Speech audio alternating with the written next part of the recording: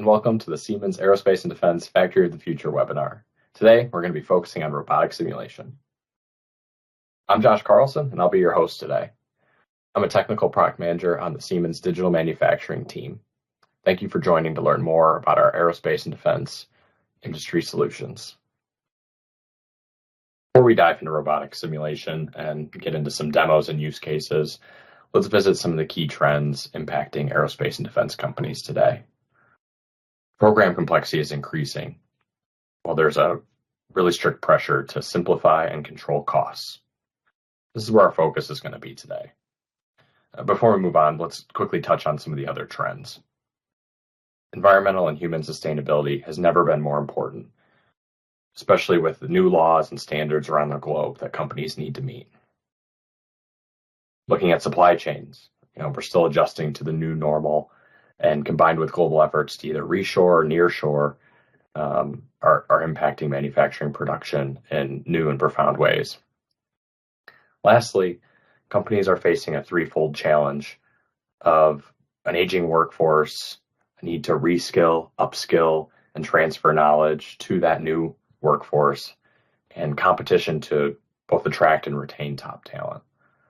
Now, let's jump towards the demos and look at a few use cases of how robotic simulation and automation simulation with process simulate brings together both the real and the virtual world to help you ramp up faster, reduce costs, and deliver right first time.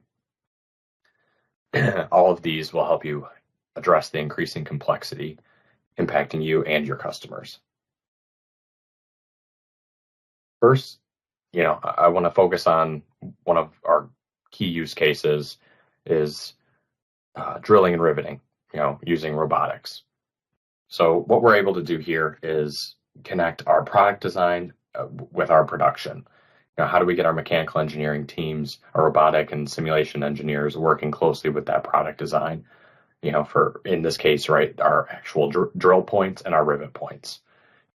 We're able to quickly validate virtually complex processes. As you can see here, we have a portion of an aircraft going through a drilling and a riveting process. And next, you're going to see a couple ways on how we actually do the programming for this type of use case. And what we're able to do is focuses on exactly what our customers are asking for. How do we do this using waypoints? And then how do we automatically generate that code to be used in our, whether it's a robot, our articulated robot that you see here, or one of those large machines seen in the last demo. And especially when you have disparate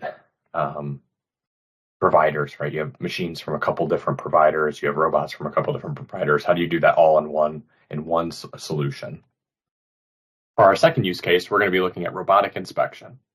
So let's get the demo started. And first we're going to just take a look around the inspection station just to give you an idea of the scale of cell you could create here. And really what we're able to do is validate, the parts that we're bringing in, the robotics, the tooling, do a robot offline programming, and then we're going to go all the way through and show some virtual commissioning, both internal and connecting to the automation system. So here we're looking at jogging, testing the kinematics of the robot. Are they matching the real robot that's going to be used? Quickly validating that our digital twin of the robot matches the real twin, the real robot. Next here, we're showing how quickly you can create some, a continuous process. So for the ultrasonic inspection here, where, for ultrasonic inspection, you're going to be looking at, delamination of the wing here. Are there any voids in the composite? That's what we're going to be looking at. So we saw quickly how you can create a continuous process to scan a whole section of the wing, to check if your composite layup was done properly, if there was any issues, if it needs to be reworked or redone with a single robot validating. And what really, some of the powerful aspects of process simulate is being able to add this logic behavior. So we have that wing coming in on fixtures on rails. So we're adding some logic on how do we bring in the equipment, how do we disengage the mechanics before we start the robotics here. So we're able to add this internally to validate it then with an actual PLC or control system, whether it's a hard PLC, a soft PLC, hardware in the loop, software in the loop. So here we're using the internal PLC within Process Sim to quickly check, how our logic looks. This allows a simulation engineer, a mechanical engineer, a Process Simulate user to start validating some of the logic before they work with an automation engineer or controls engineer to actually sync the systems and see what that integration looks like. So here, we're seeing if the mechanics are working as expected to bring the workpiece into position before we perform our inspection.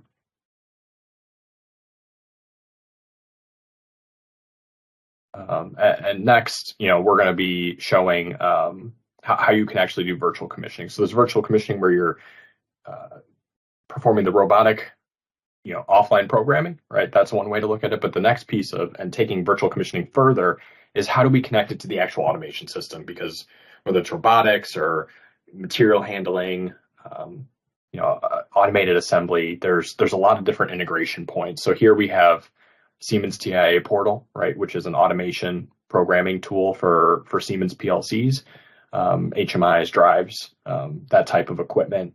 And we're syncing it with Process Simulate. We're connecting the signals and exchanging signals to actually test out our automation. So as we send signals from the PLC to Process Simulate, is the system, are the robotics exchanging the signals properly?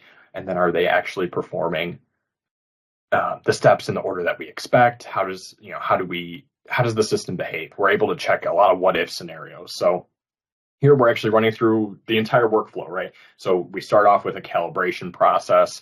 Next, we're going to bring in the actual workpiece, right? Test our mechanics. Did the piece go to where we expected? Did it go to a different workpiece location?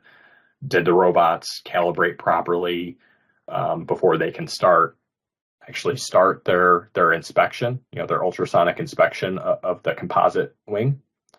And so next, right, as I was saying, right, we're bringing in the workpiece and validating, hey, did our mechanics perform properly? Did the automation control from the PLC that we're going to be implementing here perform so that when you get this equipment on site, you're not debugging as much code, right? Hopefully your project can be, that 100% complete, ready to go. And then, we're able to look at a couple different processes that these robots could perform for an inspection. So a discrete process where they're looking at individual points to make sure, critical points, manufacturing points that the design team has determined to be the most critical to inspect, or they could, synchronously move, a continuous process of looking at entire sections of the wing, right? So, it allows a simulation engineer to start validating these inspection processes that are going to be critical for quality of the composite here, and ensuring that we're able to look at any facet that you want to check from a quality standpoint. So now let's move to the next and kind of expand with this use case on that virtual commissioning concept, right? So that was looking at inspection with a wing, right? So part of an aircraft. But what if we're looking at an electronics assembly or an avionics assembly station? So in this cell, right, we have two robots performing. Really, it's one robot performing an assembly on a PCB, right? So it's bringing in, dropping a PCB, and then performing some fastening. And then there's a buffer station. So it's a second station in the same cell to handle any overload that the first one may seem. So again, we're looking at software in the loop. We have a WinCC, so a Siemens HMI virtually running, connected to a Siemens virtual PLC, which is then performing signal exchange with Process Simulate. So I'm going to pause real quick so that we don't miss anything. And what we're going to be testing here is our safety code. So if we have a cell like this, a typical debugging and troubleshooting process is you get this equipment on the floor and you need to start validating and checking all of your safety that it matches so that nobody gets harmed. So we have the system running, and what happens when we hit an e-stop? Does the system stop as we expect? Does it not? In this case, the motion stops, right? It stops as we're expecting it to. But now that we've cleared the fault, right, we've cycled the e-stop, reset the fault, and put it back into run mode. How do we recover? Does the automation, does the control around the cell recover? Do our conveyors start running properly? Do our robots start running properly? Do they recover? In this case, they did. But now, okay, we tested the e-stop, works properly, but we just opened the door and the motion continued. Why did the motion continue? Now we can actually go online with the virtual PLC, start looking at our code and understand, are we missing an interlock between the door and the e-stop and the safety circuit? So we're checking for our error here. We've located the error. We're making the necessary changes. And this is where you'd have collaboration between a controls or an automation engineer and your mechanical engineer, your robotic engineer, or simulation engineer. There's a couple different roles that could all be working together on this. And to start finding these issues, typical equipment hits the floor and we can't figure out what's going on issues, and solve them virtually ahead of time with virtual commissioning instead of waiting and having potential overruns or delays in on-site commissioning. So now we go back, okay, we've fixed the issue. Let's make sure that we fixed the issue. So we run the cell, we open the door, and motion stops as expected. So, okay, now we've done that part, but we got to make sure that as we reset, that we actually and acknowledge that fault and hit run, that we get our motion to continue, our conveyors start running again, and our robots recover properly as expected. So we just covered the three core use cases that we see our customers and the aerospace and defense industry using with process simulation. And now we're going to move on to really kind of the next topics. What's coming next for aerospace and defense? So in this first one, right, we're looking at an autonomous mobile robot, which you can think of it as mounting a robot onto an AGV. And what we're able to do with a process like this is take what is traditionally a manual process, right, painting an aircraft, and start assessing whether we could move this to an automated process. Could we have an AMR, right, an autonomous mobile robot, navigate the aircraft and paint it in the same fashion that a manual painting operation would look like?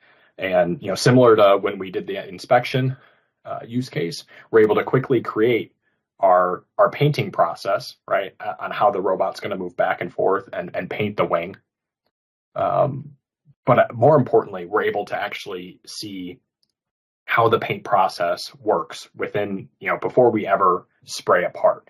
We're able to see what our coverage area looks like, what our overlap, our spray, what that mesh looks like, to understand if this process is feasible, whether the spray gun that we've decided to use is adequate for the process, or if we need to change, if we need to adjust, right, the robotic commands, the speeds to meet the coverage that we need. So it really lowers the risks and allows you to assess this ahead of time before making the leap and jumping into changing a manual process, such as paint in this case.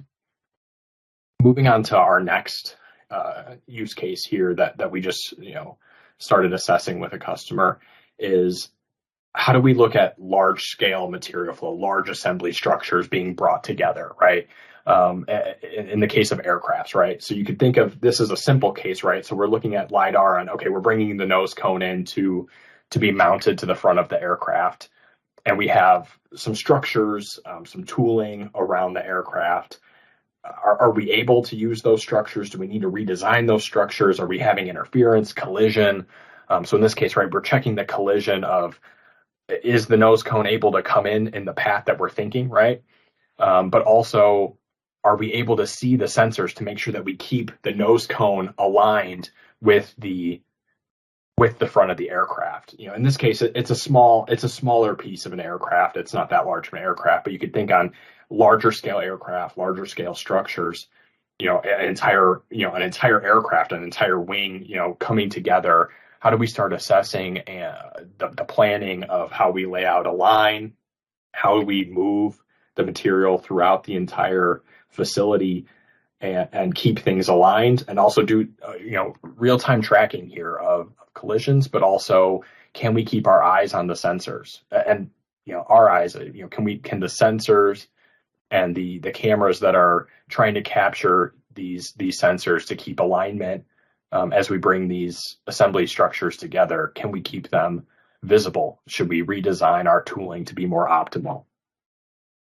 So for our last example here, we're looking at robotic additive manufacturing. So you can think of the use case here as needing to quickly manufacture parts to get equipment running again in the field.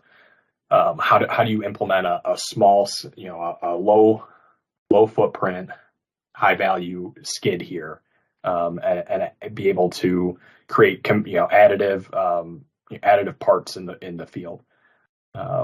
And you saw the simulation, right? Creating that robot code, and then you can see the actual system here running and producing that cone.